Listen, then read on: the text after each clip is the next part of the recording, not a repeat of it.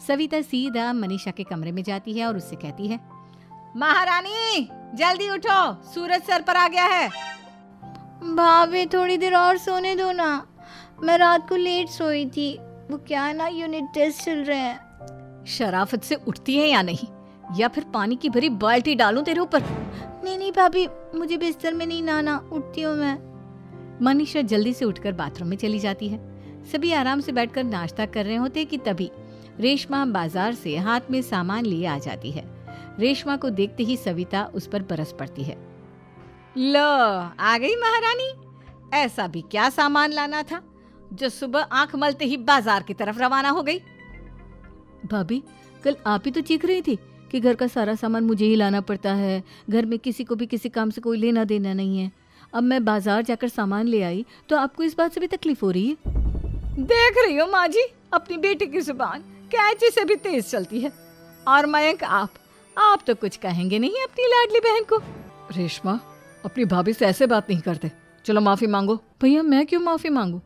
आप भाभी से बोलिए ना कि हम पर कम हुक्म चलाया करे। हम इस घर की बेटियां हैं और आपकी पत्नी की ननद है, नौकरानी नहीं। लो कर लो बात, इनकी भलाई के लिए कुछ भी बोलो तो इन्हें बुरा लग जाता है।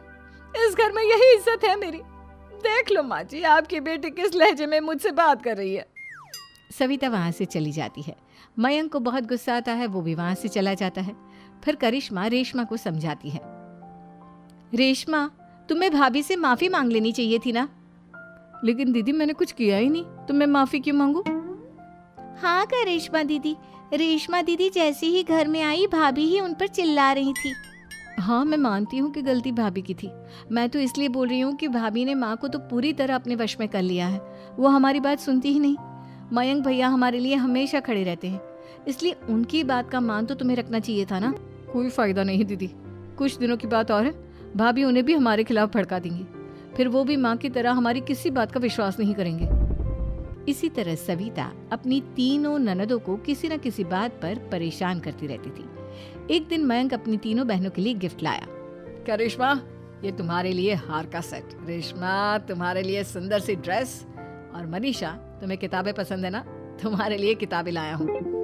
थैंक यू भैया। थैंक यू भैया। थैंक यू भैया। करिश्मा तुम्हारा नेकलेस कितना सुंदर है, ये भैया कहाँ से ले आए होंगे?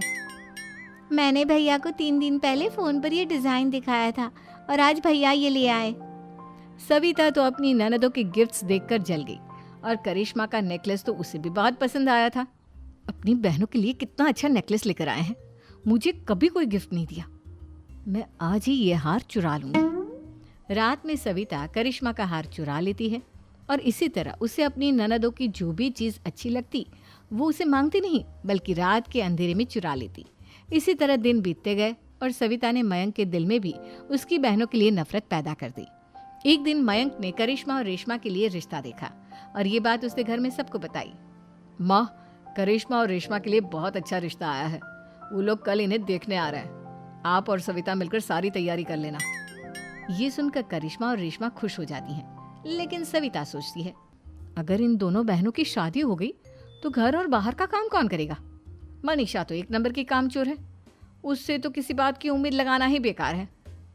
मुझे इस शादी को रोकना होगा। अगले दिन सभी लड़के वालों के स्वागत की तैयारी करने में लगे होते हैं। तभी मयंक अपनी बहनों से आकर कहता है, तैयार हो गई तुम दोनों? देखो दोनों लड़के बहुत अच्छे हैं, मैं कोई कसर नहीं छोड़ना चाहता, इसलिए तुम उनके सामने अच्छे से बिहेव करना और अपनी भाभी से लड़ने मत लग जाना। करिश्मा, तुम वो नेकलेस पहन लो ना जो मैं तुम्हारे लिए लाया था। भैया मैं बहुत देर से वो नेकलेस ढूंढ रही हूँ, लेकिन मुझे मिल ही नहीं रहा। क्या तुमने नेकलेस खो दिया? तुम्हें पता भी है वो कितना महंगा था, तुम कोई काम ढंग से नहीं कर सकती। मयंक गुस्से में वहां से चला जाता है। थोड़ी देर बाद लड़के वाले भी आ जाते हैं। वो दोनों बहनों को पसंद कर लेते हैं और रिश्ता पक्का हो जाता है। लेकिन सविता के दिमाग में तो कुछ और ही खिचड़ी पक रही थी। वो पंडित जी के पास करिश्मा की कुंडली लेकर जाती है और उन्हें पैसे देकर करिश्मा की कुंडली बदलवा देती है। जब लड़के वालों के पास करिश्मा की कुंडली जाती है तो वो दुर्गा को फोन करते हैं। बहन जी, हमने करिश्मा की कुंडली अपने पंडित जी को दिखाई थी। आपकी बेटी की कुंडली नहीं बल्कि दोषों का पिटारा है। देखिए, मैं और मेरे पति इन सब बातों में बहुत विश्वास करते हैं, इसलिए हम आपकी बेटी से अपने बेटे की शादी नहीं करा सकते। इस तरह करिश्मा का रिश्ता टूट जाता है और सभी घर वालों को बहुत दुख होता है। अब कविता सोचती है, चलो करिश्मा का तो रिश्ता टूट गया, अब रेशमा का भी रिश्ता तोड़ना है। क्या करूं क्या करूं? अब सविता आवाज बदलकर किसी अननोन नंबर से रेशमा के होने वाले ससुराल में फोन करती है।